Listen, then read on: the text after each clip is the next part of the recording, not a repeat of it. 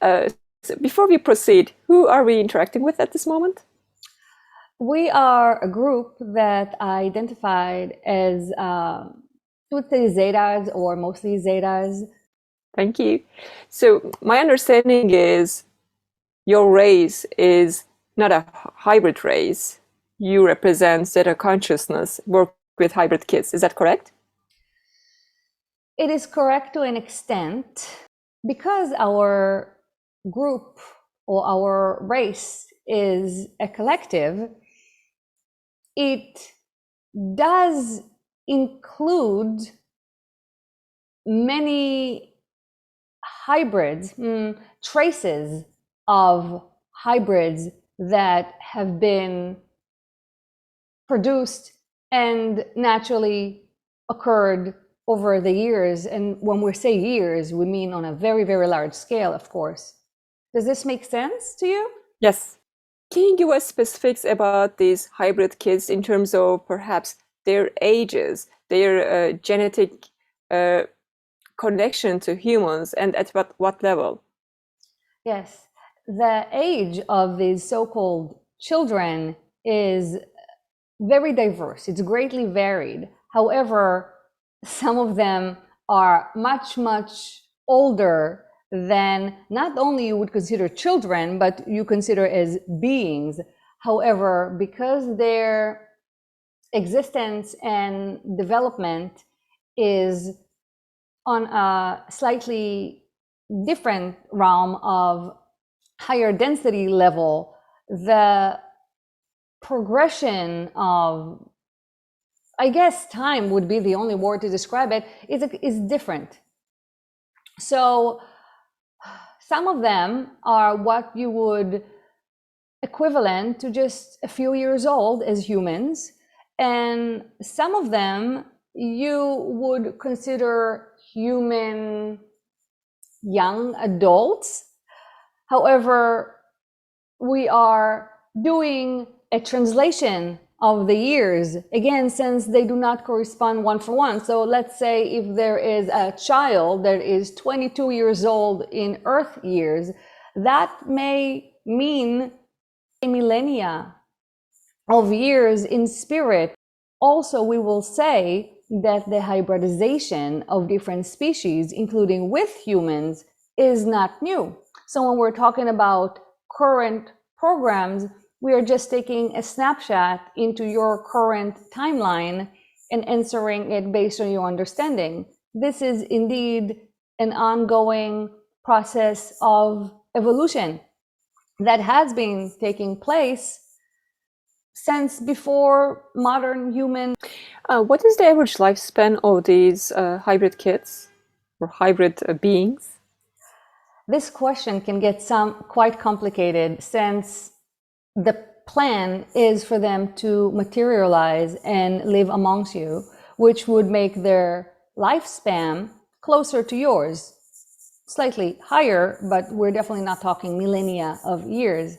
However, as long as they resonate more with what you would call spirit, their lifespan can range very, very, very long. Millennia would be the most accurate answer here.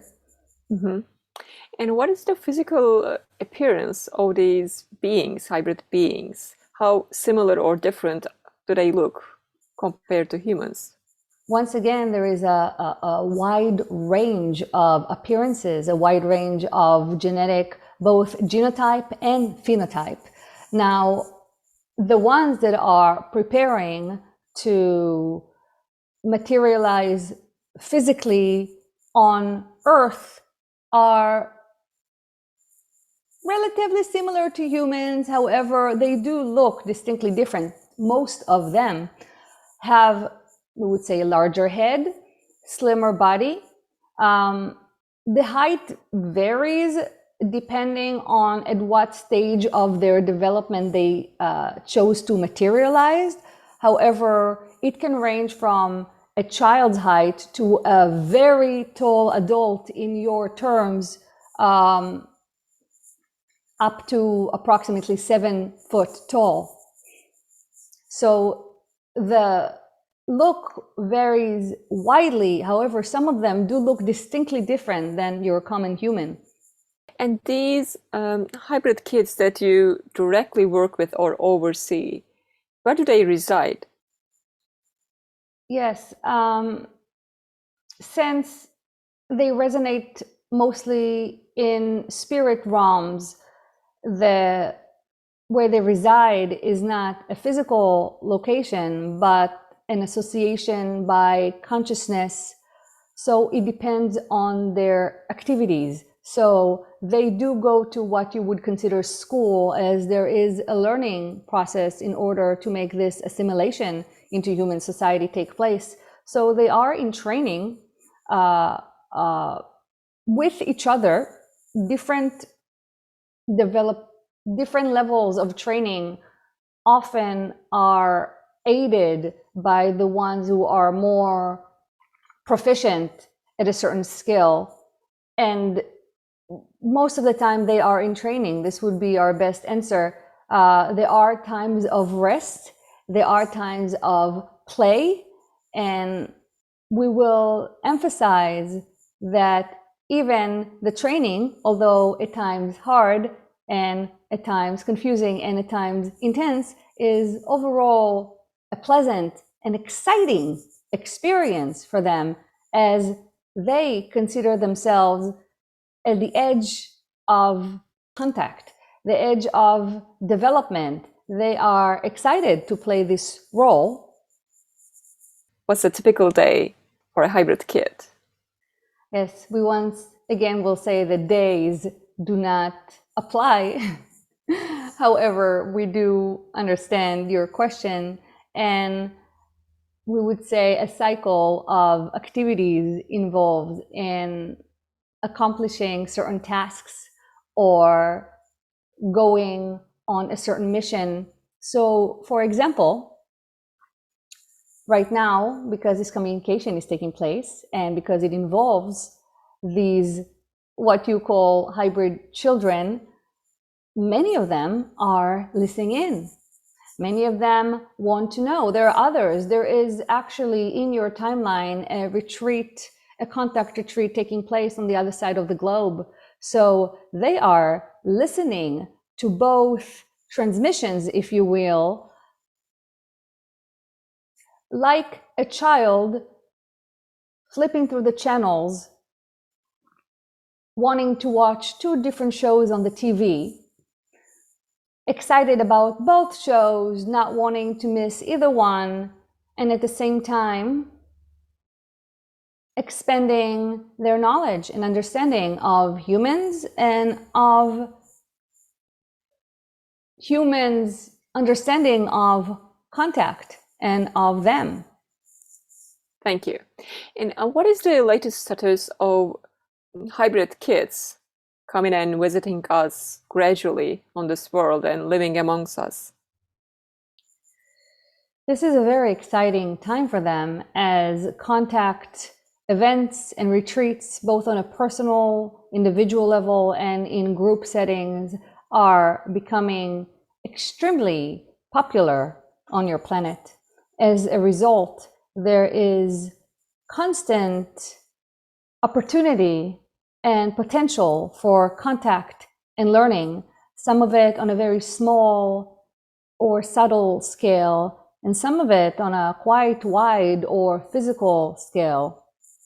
This trend is an announcement for the readiness of your race to take it to the next step. And this is very busy and exciting time to all who are involved with this, we would call project, exciting, complex project. Knowing that hybrid kids are working on learning and experiencing emotions as humans do, would you say it will be possible for them to experience these emotions if those of us who have direct connection to hybrid kids directly invite them to experience it through our physical vehicles? Yeah, so we will say, once again, there are layers to your question. We will say that we do and they do experience emotions. However, they are different than yours comparing to human emotions. They're much more transient.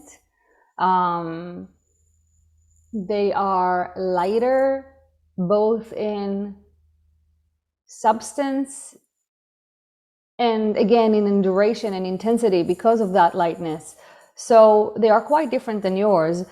However, you did touch on a very true point that we do live through you. We do learn through you. Each one of you is an emotional creator, which is a beautiful and unique gift that connects you to all that is in ways that you cannot even begin to be aware of. However, this uniqueness, this gift that you carry is indeed enjoyed and utilized by many on the other side. This is true to all beings, as your energetic output is in constant interaction with your environment and with aspects in your environment that you cannot perceive with your physical senses. The beings that are communicating with us at this time, are you in physical form?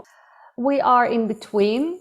As we operate within your earth system, we take a near physical form. We are very close to what you call physical form, and indeed, should we choose and should you vibrate in the appropriate frequency, you can detect us with both your instrumentations and with your raw senses. However, your instrumentation will become important in this detection as it is more what you call objective, while personal sensations are experienced in a very subtle manner and require much openness. So both at this point are very important to your society and are indeed happening. And do you visit humans from our world? We consider this occasion here a visit with you. Our presence in a more physical form, as we said, is in the vicinity of the earth. So we are physically near. However, the projection is of consciousness to make this link here. However, we do consider this a visit. Would you like to refine your question? Yes, what I mean is direct personal connection when a human being in either in dream state or perhaps meditative state or conscious state could become aware of your presence. Absolutely. This is a part of our regular activity. And when you make these visits in our time, human time, linear time, does it happen at night or does it happen during daytime too? It happens when the observer slash participant is most susceptible. This is often happens at night, but not only at night. People have seen us with their eyes open. However, what they were perceiving was not us as we see ourselves in our spirit bodies, but they were able to see physical manifestation in addition to the psychic connection with their eyes open. We're talking about physical, outwardly manifestation. And when these connections take place, is there a certain procedure that you follow for this contact experience? Yes. With all contact experience, a part of the difficulty or the effort is focusing our intention to the frequency of the other participant in order to create a relative match. This includes different aspect of converging the energy into manageable to humans. This process is true when talking about communication, but also is true when talking about physical manifestation. It is the same process to a greater extent of focusing into a physical matter, or as close to it as we can at the moment. Mm-hmm. And do you happen to, perhaps either in etheric form, astral form, or physical form, take humans with you to your craft for some time to experience your world and Yes, interact that with has you? been done. They do not experience our world as we do, since their composition is different. However, we do take people to our craft regularly. This, as you suspected, does happen in their astral form, as their physical form is not compatible and must stay in this realm. But yes, indeed, that is a part of the contact experience. That is a part of the process of increasing familiarity between all the different species involved. As this process is about expanding the minds of all involved, as this is what evolution is about.